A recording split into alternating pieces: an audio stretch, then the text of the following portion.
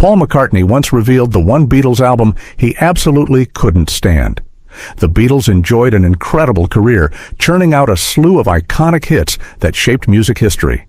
But even with their famous songs, there was a lot of frustration hidden behind the album Let It Be.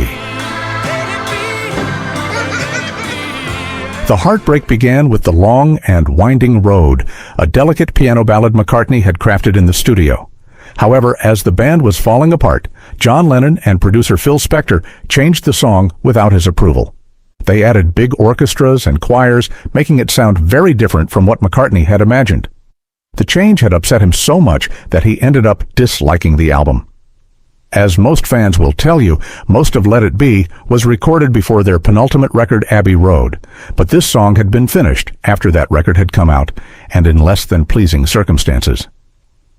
McCartney expressed his anger to the press about how Spector had changed the songs. In 1970, he told the Evening Standard, "The album was finished a year ago, but a few months ago, American record producer Phil Spector was called in by John Lennon to tidy up some of the tracks."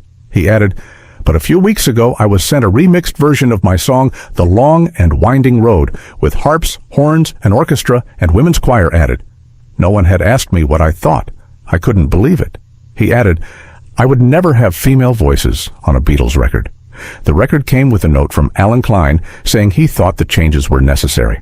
I don't blame Phil Spector for doing it, but it just goes to show that it's no good me sitting here thinking I'm in control, because obviously I'm not.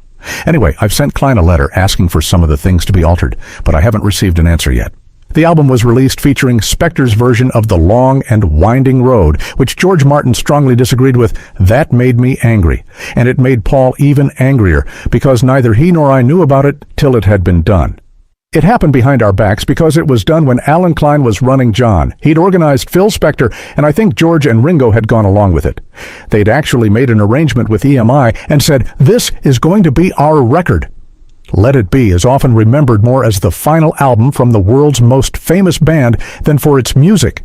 It contains several tracks that deserve a place among the Beatles' greatest hits, including Get Back, I, Me, Mine, Across the Universe, and Let It Be.